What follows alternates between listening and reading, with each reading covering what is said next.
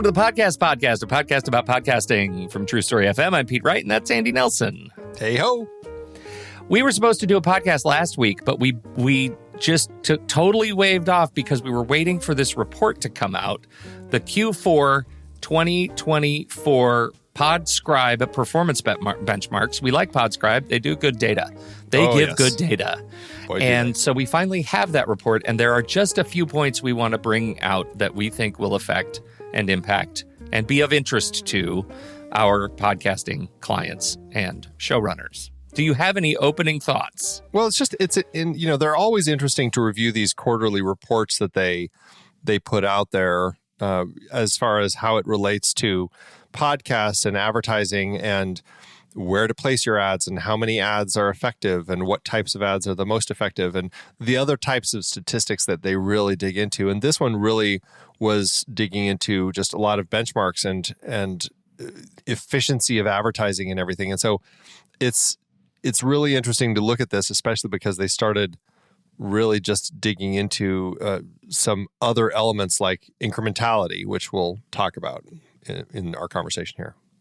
So first, let's start with some key findings on advertising efficiency. This is one that we talk about often with our clients, even when we're running our host-run ads, which is the difference between run-of-network ad buys or placements versus single show buys. So a single show buy is an ad placed in a specific show or episode, right? It just says, hey, this is just going into our Taking Control of the ADHD podcast episode 643, or just going into all of our ADHD podcast episodes for a single period, versus run of network, where we say every show at True Story FM is going to have the same ad placed dynamically over the same period. So run of network versus single show buys. And this I thought was interesting. Their key takeaway is that run of network buys are less efficient per impression, but comparable per dollar.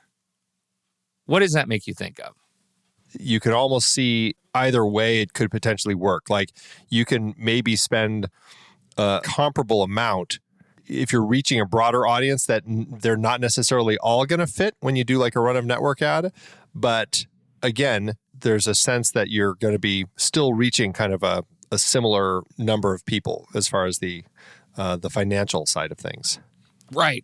And you just have to be considerate of the fact that a run of network buy is going to put your ad in front of a lot of people who are not in your target demo, right? They're not your target buyer. And when you buy a single show, you can be highly targeted, but that costs more. And so I think that's just, it's at first counterintuitive. Right. You just want if you're a brand, advertising a big brand message, then run of network seems to be exactly what you want. You want your brand in front of more earballs at more of the time.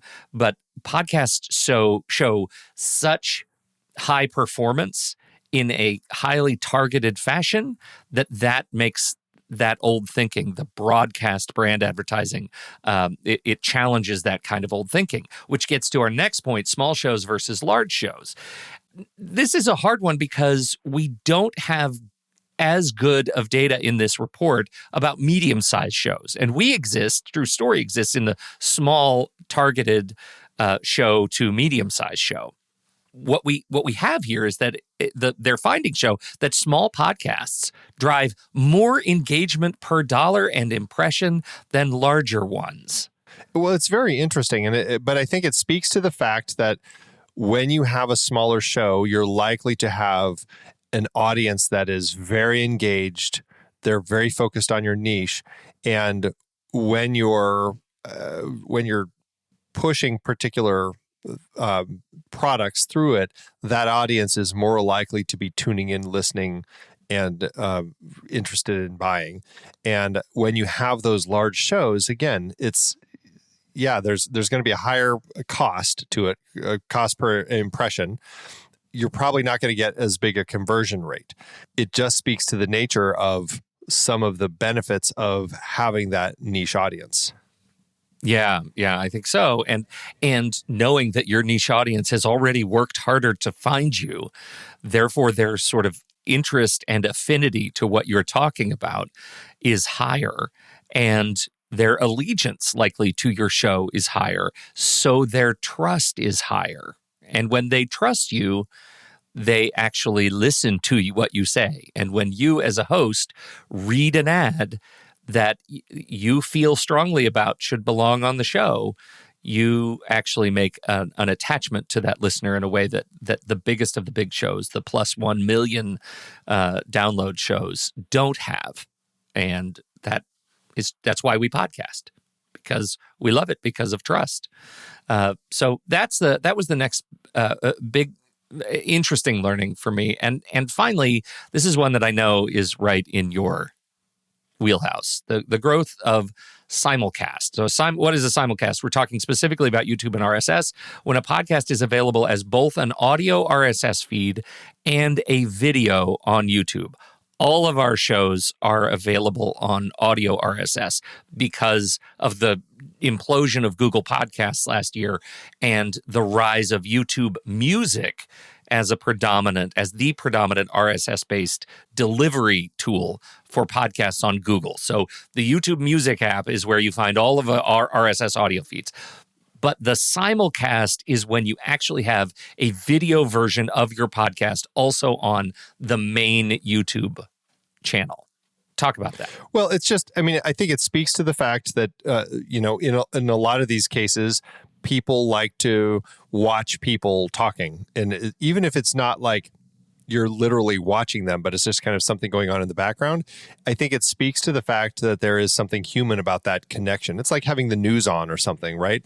You just have this show on. And so people like that idea. You're seeing the person who's actually speaking, and there's something about that connection that people enjoy. And so, yeah, there's been a very steady growth of this in YouTube. We've, shifted. Right now we have 3 shows that we've been now releasing for, 6 months or so in both simulcast and, the audio version as well as a video version of the shows. And it's just, it's a nice opportunity to have that out there because it's another way to find those audiences. And again, this is another opportunity to find advertisers. You can, advertisers, or if you're looking for advertisers, that video format is another place that you can start pushing to advertise and grow your shows. It's an interesting place to be in an interesting time right now because we're not seeing the biggest of the big shows are seeing YouTube as a primary share of listener grow very quickly. And we see more of a lag. Our listeners tend to be very strongly Apple Podcasts allegiant. And so our share of downloads go largely to Apple Podcasts. And then some of the niche players like Downcast and Overcast and Spotify, which is still very small. And then YouTube is growing, but it's still pretty small. I think that says that might say something about the type of topics. We don't do any technical shows. There are no shows about personal technology or anything like that. I think this might be the most technical show that we do right now, and I think that says something about our listener demographic, that once they find a routine and they're not experimenting with other players and devices as often as in other demographics, but we are seeing that shift slowly. Yeah, right. And I think there will be a shift. And also, it really depends on how much you're pushing it and what you're really doing in those spaces. And it's something that we've been putting out there. We haven't really been pushing that as much that people can also check our stuff out on YouTube. So it's I think there are a lot of aspects to it. But regardless, the point is that there is an audience there. And it's worth considering if you're doing a show, especially if you're just starting up, if you're doing a show as an audio only show, consider, does it make sense to also just release it as a video simulcast version of it and start growing your shows in both places, right? Yeah. Yeah, there's from a podcaster perspective, there's a real downside to that, which is that you have to do more sort of work to track the performance of your show over time. I like doing less work and having all of my stats in one place is really great. And as soon as you go YouTube, you get a whole new set of stats that you have to work into your performance metrics to see how your show is doing. But, it's a trade-off. It's a trade-off on how much you want to give to YouTube to help you grow your show. And right. that does lead us to the next sort of interesting thing that happens with podcasts and advertising in particular. A lot of shows work on a promo code based conversion. So you'll hear somebody say, enter the code true story when you go to this website, or go to this website and it'll go to this link and it'll sweep you over to a page with the code already built in there. We do that for our letterboxed reads, for example.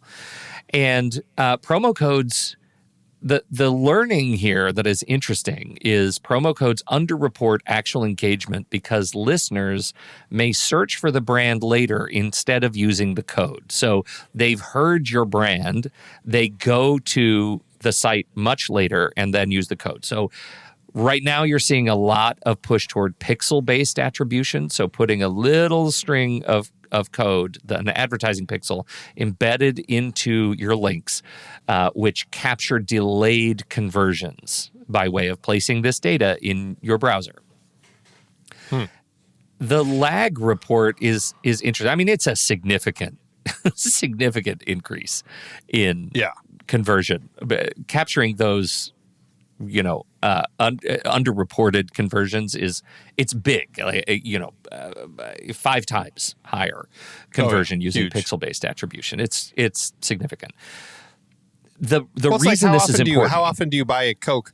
You've seen the Coke commercials 1,000 times in your lifetime, and and then trying to attribute which ad specifically is the one that got me to go buy that Coke today. Yeah, right? It's That's an extraordinary, exaggerated example. I wonder what the longest lag is with Coke. Well, I heard it when I was 4, and I'm now 54, and I bought my first Coke.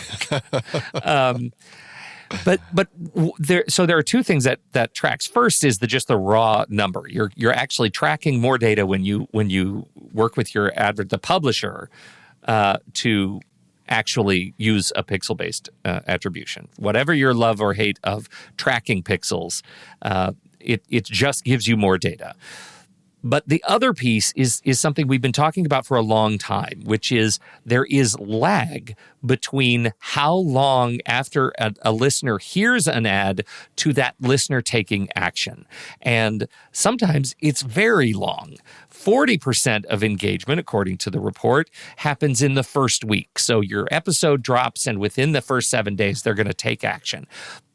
But 80% of visits occur within the first 3 weeks.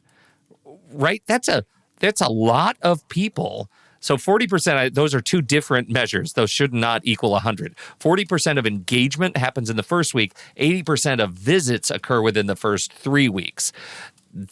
You've got to think about this when it comes to podcasts, because you can actually track engagement over a very long tail.